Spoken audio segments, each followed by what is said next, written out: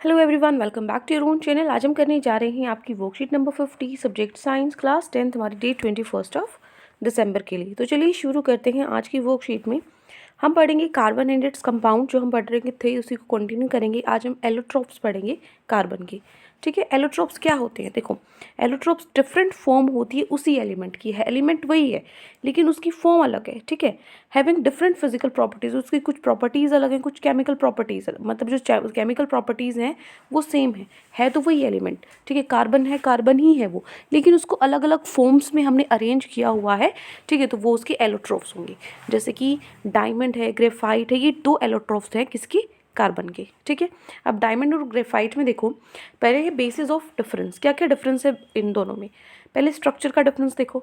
जो ग्रेफाइट है ये हेक्सागोनल एरेज होते हैं एक लेयर से, मतलब क्या होता है, एक के ऊपर एक, जैसे ग्रेफाइट हीरा, ये देखो हेक्सागोनल 6 साइड्स वाले होते हैं ना, हेक्सागोनल रखे एक के ऊपर एक, इस तरीके से। और जो डायमंड है वो कैसा होता है? वो 3 डायमेंशनल स्ट्रक्चर होता है। ठीक है, बॉन्डिंग कैसी होता है ग्रेफाइट में? देखो, जो कार्बन एटम होता है वो बाकी 3 अदर कार्बन एटम्स के साथ बॉन्ड बनाता है, और जो इनमें से बॉन्ड है एक, वो डबल बॉन्ड होता है। ठीक है, एक डबल बॉन्ड होता है।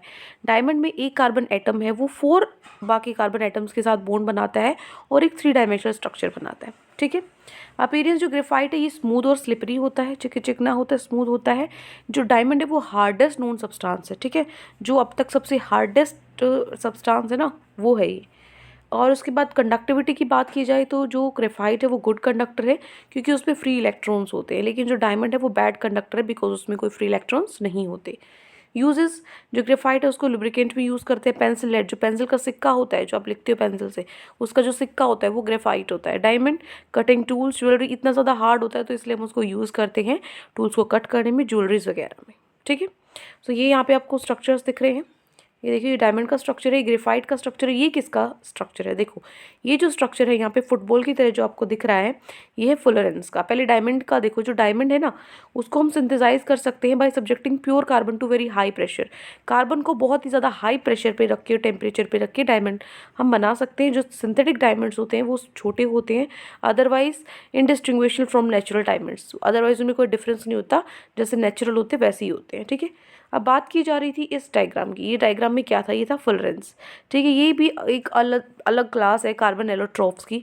ठीक है, तो जो पहला, सबसे पहले जो मिला था एलोट्रोप, जो फुलरेंस जो हमें मिला था वो था C60, मतलब 60 कार्बन के एटम्स थे, which is carbon arrange in shape of football. और वो कार्बन एटम्स किसकी शेप में अरेंज थी? फुटबॉल, जैसे अब अभी फिगर में हमने देखा था। ठीक है, since this like the geodesic dome designed by the US architecture Buckminster Fuller, the molecule was named fullerene. Fullerene क्यों नाम रखा गया? क्योंकि ये मतलब एक डोम की शेप का एक तो ये था, और जो यूएस आर्किटेक्चर था जिनका नाम बकमिंस्टर फुलर था, उन्होंने इसको मतलब वो किया था, आइडेंटिफाई किया था शेप वगैरह, सो इसलिए उनके नाम पर इनको रखा गया फुलरन। ठीक है, नेक्स्ट है वर्सेटाइल नेचर ऑफ कार्बन। जो कार्बन है उसका वर्सेटाइल नेचर आपको बताना है। देखो, जो नेचर है कोवेलेंट बॉन्ड्स का, वो उसकी वजह से जो कार्बन है वो बहुत ज़्यादा कंपाउंड्स के साथ बॉन्ड बनाता है। ठीक है, कॉल्ड ऑर्गेनिक कंपाउंड्स और कार्बन कंपाउंड्स हम जिनको बोलते हैं। ठीक है, इसका अलग से एक सब्जेक्ट है, कार्बन, कार्बन के ऊपर अलग से सब्जेक्ट है, एक अलग से बुक है। ठीक है, बहुत इंपॉर्टेंट है कार्बन।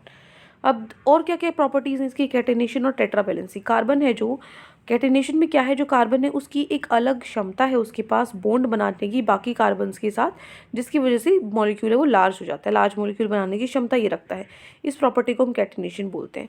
एग्जाम्पल के तौर पे जैसे जो सिलिकॉन है वो कंपाउंड्स बनाता है हाइड्रोजन के साथ up to chain 7 to 8 atoms लेकर। ठीक है, लेकिन जो ये कंपाउंड्स है बहुत ज़्यादा रिएक्टिव होते हैं। क्लियर?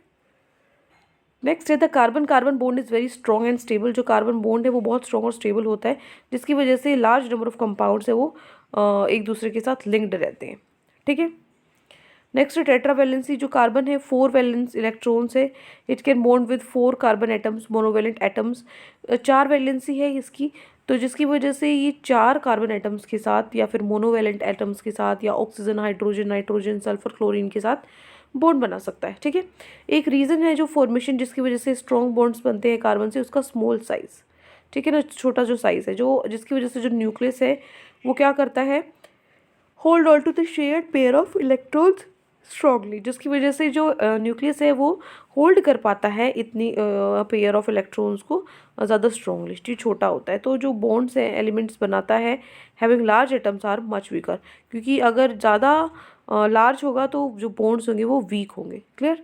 इसका स्मॉल साइज इसलिए जो बॉन्ड्स है वो स्ट्रॉन्ग होते हैं। क्लियर? चलिए अब शुरू करते हैं हमारे क्वेश्चन आंसर्स को। सो आज की वर्कशीट में आपकी ये 4 क्वेश्चंस गिवन है, 1 बाय 1 सबके सॉल्यूशंस करते हैं।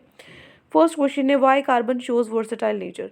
कार्बन वर्सेटाइल नेचर क्यों शो करता है? तो लिखोगे carbon shows versatile nature due to, first है टेट्रावैलेंसी, सेकेंड है कैटिनेशन। टेट्रावैलेंसी क्या होगा? Carbon has a valency of 4, so it is capable of bonding with 4 other atoms of carbon और atoms of some other monovalent element. ठीक है, कहने का मतलब कि क्या है, 4 वैलेंसी है तो उसके पास क्षमता है कि वो 4 दूसरे एटम्स, कार्बन के एटम्स ही हों या फिर कोई और मोनोवैलेंट एलिमेंट वगैरह हों, उनके साथ ये बॉन्ड बना सकता है।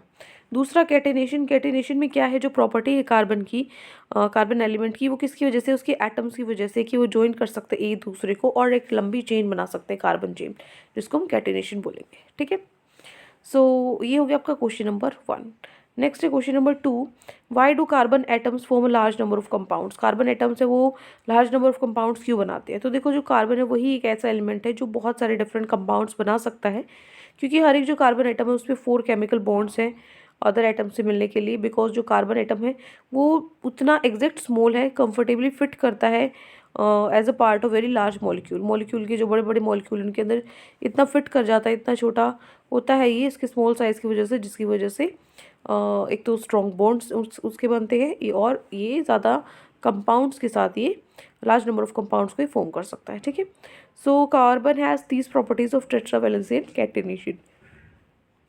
ठीक है, ये हो गया आपका क्वेश्चन नंबर 2। नेक्स्ट मूव करते हैं क्वेश्चन नंबर 3।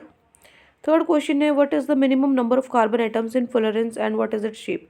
आपको बताना है कि कार्बन एटम्स कितने हैं फ्लोरेंस में और उसकी शेप क्या है। अभी हमने पढ़ा था फ्लोरेंस से 60 कार्बन एटम्स और कैसी शेप है, इट इज़ फुटबॉल शेप्ड। ठीक है ना, फुटबॉल जैसे शेप है और 60 कार्बन एटम्स इसके अंदर है।